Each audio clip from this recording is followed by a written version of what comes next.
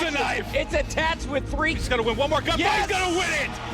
The kid's a freak. There's the knife fight. We talked about this young player, how talented he is. People are getting fake IDs to go out to the club. We're getting fake IDs to go to a gaming tournament, you know? That's dedication. There's levels to this. AW comes out. Yep. We start teaming in AW. This is where things get interesting. This is where things get crazy because it's transition from there, fast forwarding to what happens next is like a crazy moment in my head to think about.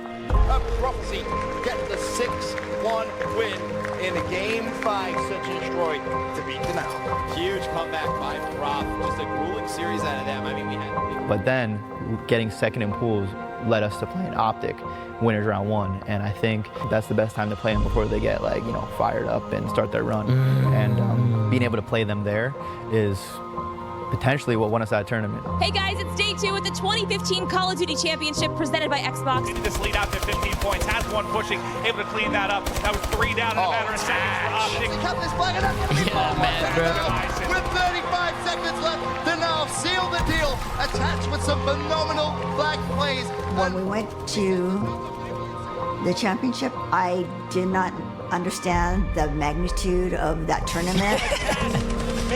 Yo, this is insane. This is crazy. This is like a movie. Literally, like we snuck in last year. We weren't even allowed to step foot in the venue. The next year, I'm watching my boy play in the grand finals in the same venue on that same stage that we just like watched. Yeah. That's crazy. That's insane, bro. Ladies and gentlemen, your winner. That was my first ever tournament I won, and to go out there, win a ring was crazy. A ring was his first tournament, bro. First tournament victory. So I said, yay, he finally won a tournament. I did not realize that it was the World Championship until after the fact. I come back, I start doing the school vlog, because everyone knows now, like I just won the World Championship. I have a couple of videos where I'm wearing my jersey to school, just hanging out with my friends. That's far. Clay and Attach at the time had just won champs. You were insane, Clay was insane, so I was like, dude, the best duo in the game's knocking at my door, like trying to play with me. I'm like, yeah, we were trying to make a team that was like really good to the point where we can actually go to these events and compete with the Dynasty. Yeah, and the rest was history after that, man. I mean, we made that team, and then we won, what, 3 out of the next 4 events? Let's up. Face are going to take the UFG Dallas Grand Final 3-0. Have the graduation vlog. I have, of course, the one where we're in this gym when my friends are chanting denials. So, ladies and gentlemen, we have a new champion. FaZe proves that the last one was not a fluke. That's my pop's chat, look. We have a new champion. My dad, look, he's coughing because he's had a fucking another pack of cigarettes. Look, his second pack of the day. He can barely fucking contain himself. Look. Champion FaZe proves that the last land was not a fluke. They tumble. Seconds remain, and Krim is going to get finished. FaZe will take your season 3 championship. to be able to come back here and reflect is an amazing feeling now that I actually know what was going on. Because when you're 18, you know, you're just doing stuff. You're just living life and doing whatever you want to do. Yeah, I didn't really know where it was going to take me, but it was just something I feel like I needed to do. And I feel like this was a once-in-a-lifetime experience to be able to compete at the highest level and do it from such a young age that I just had to make the most of it.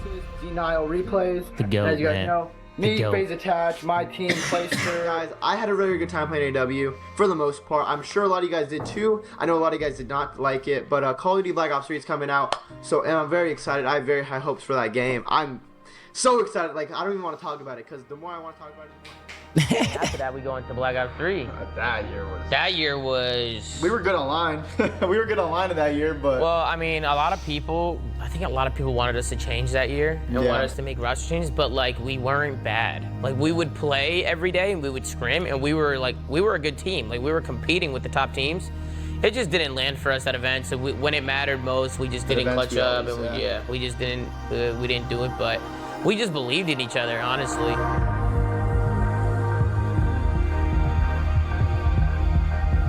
Damn.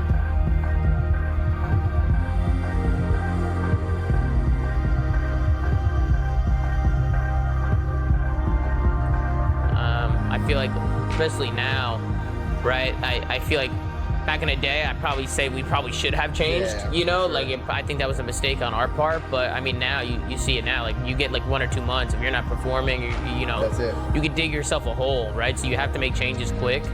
But Black Ops 3 is kind of where like it spiraled a little bit, you know what I mean? We're moving to a team house, Austin, Texas. Yeah, dude. My first time moving out. Yeah, honestly, The crib. good times, but also bad times. EG. But listen, this is the grind after the grind you don't see. We had our fun, you know. Clay every once in a while would come out his room, He you was know. here for Clay was to himself that year. Bro, I literally leave my room maybe once a day. We're in Columbus, Ohio, because we just got third at playoffs. And then everyone was like, we're in a circle, like the team and some other people, probably like Tommy, maybe Ricky, and like some other like people from FaZe. We're not saying we're gonna make a change, but don't be surprised if we do make a change. Like no one, take it personal or anything. Yeah, no bad blood and stuff. We just wanted to win at that point. We're tired of getting second and third throughout the whole We year. thought it'd be better for everybody to make a change. Yeah. Like even if one of us went somewhere else, it'd just be better for us all. You know what I mean? But then we made our change to get gunless. In our first match, we're playing Envy. We go game 5 on throwback S&D. I think I have like 16 or 17. We end up losing.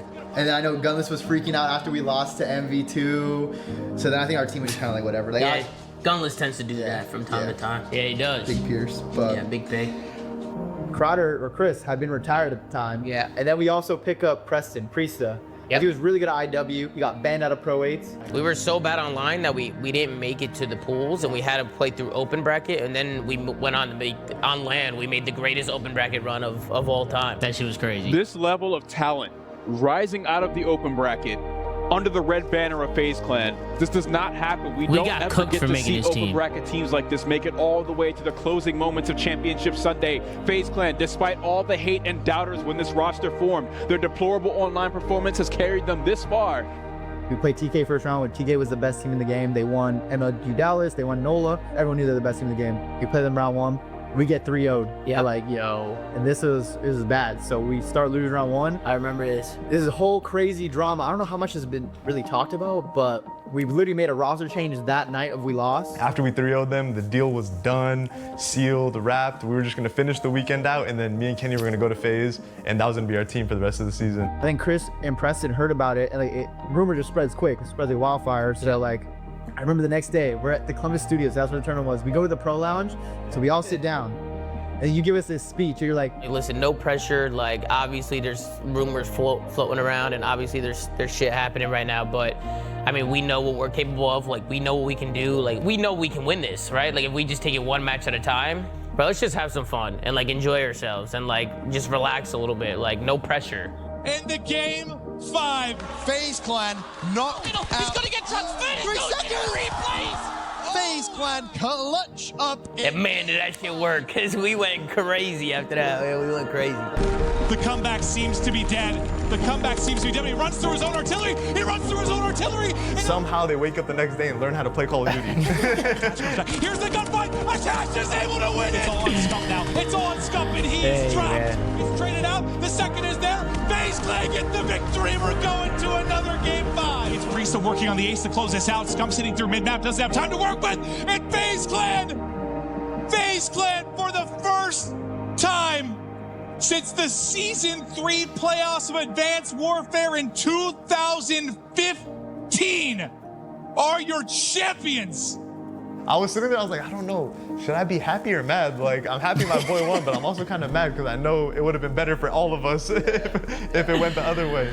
But that was like another legendary moment for you. You got immortalized at that time, like, with running through the artillery, and you won, like, I think Esports Player of the Year for that. I mean, that's gonna live on in Call of Duty history forever. That run and that moment and that play, like, everyone's gonna remember that. That's one of your many immortalized moments, which is kind of crazy. Obviously, GG Stop the Gaming, an amazing team, and it was pretty crazy what we did. Tommy and I could actually win together, surprisingly. Preston, I don't know who he is or how he got on FaZe, and Chris, he's a decent AR. I would consider him a decent AR. We showed so much resilience through it all, you know, that like I don't know how we did that, honestly. Ladies and gentlemen, it is time for the first game of Knockout Play to commence. Team Envious versus FaZe Clan. So we go to champs. We lose. I think we get reverse swept by Envy. Winners round 1. Restaurant and FaZe are falling. It's attached. A 1v4 to stay in the winner's bracket. Cross over towards the A-bomb site. Even a member here, Classic. As he finds the kill, that's it. Done and dusted is FaZe Clan as Envy complete the reverse sweep. It is do or die for FaZe Clan. Game 5. Oof, we're down 1-5. I remember this. We're down 1-5. This was nuts. I always bring up this game 5 because I went crazy that map, and I always bring it up because it went all the way down to around 11. And Chino, he falls. This was FaZe fucking Clan crazy, dude. forces the round 11.